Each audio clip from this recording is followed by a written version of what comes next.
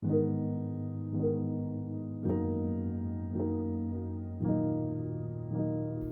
came, both men and women, as many as were willing-hearted, and brought clasps and pendants, rings and golden beads, all vessels of gold. Now, you've heard me say before that when there is a play on words, you must pay attention because the Torah is trying to hint to you something. But in this week's Parsha, we see more of something that is lost in translation.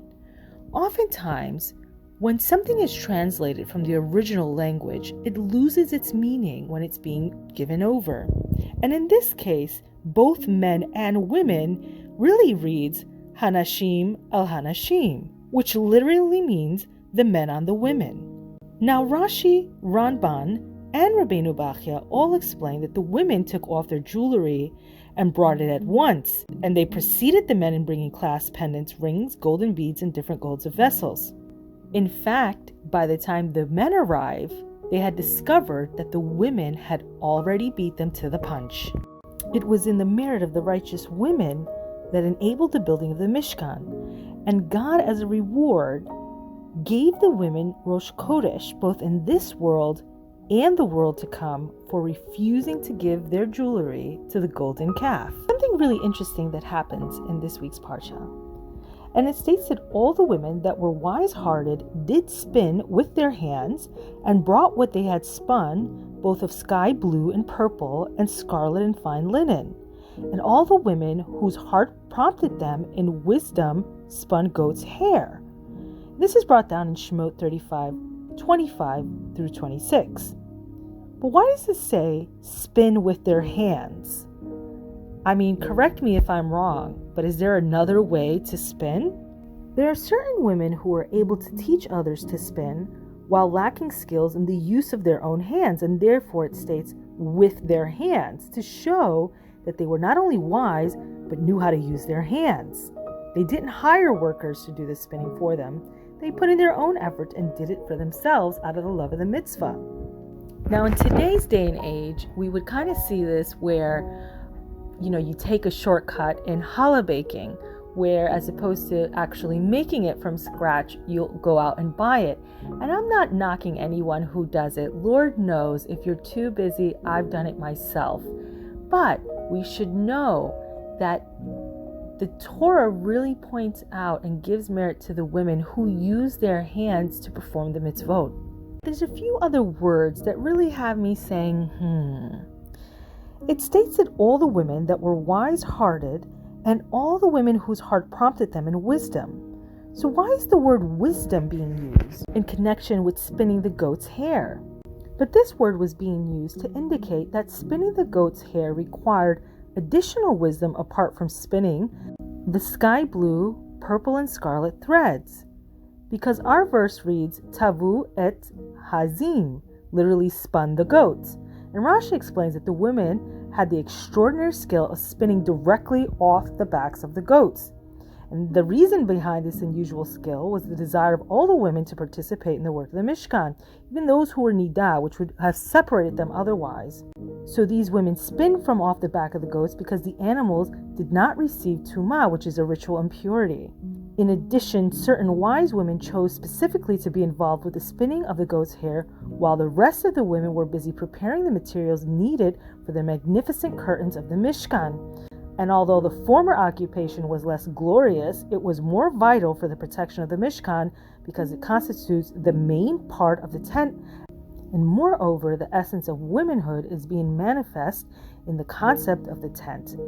By choosing the vital over the attractive and identifying with the main part of the tent, these women express their wisdom and power. And really, this is going back and hinting towards that modesty. And in fact, one of the first things that HaShem said to make when building the Mishkan was the curtains. Now, this almost seems kind of backwards. Usually when you build a house, you start with a foundation and then maybe the walls and then maybe the sheetrock. But to build the curtains, this is really directly coming to tell us that HaShem is placing a lot of emphasis on modesty. And I'm actually happy that this week's Parsha is a 1-2 punch because it allows us to go deeper and really start to debunk this idea that women are somehow less than because they don't seem to be taking a more outward appearing role. But imagine that if you were a news anchor, could you do that job without the sound engineer or the people behind the scenes? The truth is that the anchor could not do their job, just as the engineer would have no purpose to do a job if the anchor didn't exist. Both are equally important, they just fill different roles. Now, these hooks are often alluding to the women and their role, which when you think about it, the hooks may seem like they're so insignificant, but the truth is that without them, the Mishkan would not be able to stay together. And in turn, it goes the same way with women. Without the Jewish women, our ability to hold the Jewish people together would not be there as well. And as we know, the Mishkan corresponds to the work of creation. And the Torah states that the letter Beit, which has the numerical value of 2, teaches us that this world is a world of dualism. It links the material with spiritual, and when we join the different links together, we bring about a unity that is beyond the natural duality of this world. And the truth is that it was impossible for man alone to join this Mishkan together. And Rashi explains that they brought the Mishkan unto Moshe, for they were unable to erect it. And Moshe said to HaKadosh Baruch Hu, it is impossible to erect this Mishkan by human beings. And HaShem answered him, you be busy with your hands. And although Moshe appeared to be erecting the Mishkan by himself, it was really HaShem that was lifting up, and that's why the Torah states the Mishkan was erected, and that's in Shemot 40:17. And so the Mishkan really is signifying a unity that in the end could only be erected through divine intervention. But Moshe did merit to become the vehicle for the divine assistance because it was he who was the unifier of the Jewish people.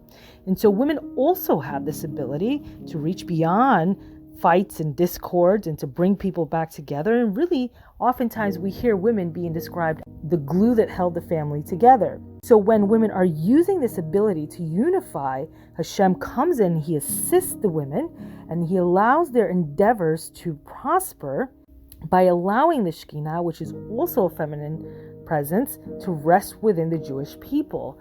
So you see, women really are vital to keeping things together. You can follow this series, A Woman's Worth by Devorah Esther, on YouTube at Gimel Dalet 777. Click subscribe to be notified. If you've enjoyed this video or know someone who would, please share it. Siku Limitzvot.